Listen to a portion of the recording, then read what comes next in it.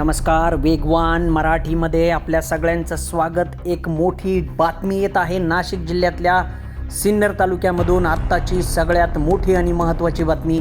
आजपर्यंत असा व्हिडिओ तुम्ही पाहिला नसेल. एक दुर्दैवी बातमी येत आहे सिन्नर तालुक्यामधून.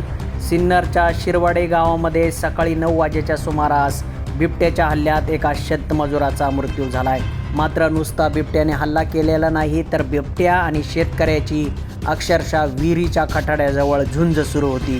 दोघांची झटापट चाललेली होती. अशा पद्धतीची ही बातमी आहे. वेगवान मराठीवरती आपण ही बातमी बघताय.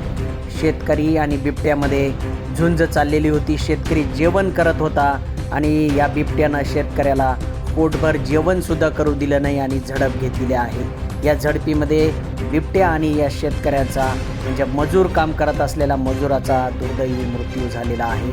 वेगवान मराठीवर ही बातमी बघताय. नाशिक जिल्ह्यातल्या महत्त्वाच्या अपडेट बातम्या कळण्यासाठी आपण आत्ताच वेगवान मराठीला सबस्क्राईब करा आणि व्हिडिओला लाईक करा, जेणेकरून आमचे व्हिडिओ तुमच्या समोर येतील.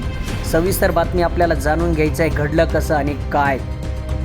सिन्नर तालुक्यातल्या शिवडे येथील शेतकरी गणपत अमृता चव्हाण गट नंबर 811 मध्ये मजुरीचं काम करणारे गोरक्ष लक्ष्मण जाधव वय 40 गावाला पाणी देत होते. पाणी दिल्यानंतर ते विहिरीलगतच जेवणासाठी बसले होते. जेवण करत असतानाच बिबट्याने जाधव यांच्यावर झडप घातली. बिबट्या आणि जाधव यांच्यात झटापट सुरू असताना दोघंही कठाडा नसलेल्या विहिरीत कोसळले. या दुर्घटनेत गोरक्ष जाधव यांचा घटनास्थळीच मृत्यू झाला आहे. दरम्यान या घटनेच्या अगोदर अवघ्या 300 मीटर अंतरावर असलेल्या गावालगत शिवारात कवतात दडून बसलेल्या बिबट्यानं अचानक लक्ष्मण मंगा आगिवले यांच्यावर हल्ला केला. त्यांनी प्रसंगावधान राखत बिबट्याला प्रतिकार केल्याने बिबट्याने तिथून धूम ठोकली. मात्र या हल्ल्यात ते गंभीर जखमी झाले. घटनेनंतर ग्रामस्थांच्या मदतीने त्यांना तात्काळ पांडुर्ले येथील शासकीय रुग्णालयात उपचारासाठी दाखल केलं. घटनेची माहिती मिळताच वन विभागाचे अधिकारी व कर्मचारी घटनास्थळी दाखल झाले. त्यांनी ग्रामस्थांची चर्चा करून बचाव कार्य सुरू केले. परंतु बिबट्याही विहिरीत असल्याने जाधव यांचा मृतदेह काढण्यासाठी व्यत्यय येत होता. जीवरक्षक गोविंद तुपे थेट मृतदेह बाहेर काढणे शक्य नव्हते. त्यामुळं प्रथम विहिरीत पिंजरा सोडून बिबट्याला बाहेर काढण्याचा निर्णय घेण्यात आला.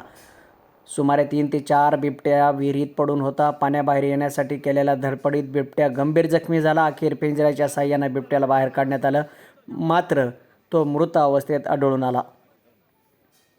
अत्यंत धक्कादायक आणि भयानक अशी ही जी बातमी आहे ती आपण वेगवान मराठीवर बघताय. अक्षरशः शेतकऱ्याची आणि बिबट्याची झुंज आणि या झुंजीमध्ये शेतमजुराचा मृत्यू झालेला आहे. सिन्नरवरून शरद शेळकेंसह भाऊसाहेब हंडोरे, वेगवान मराठी.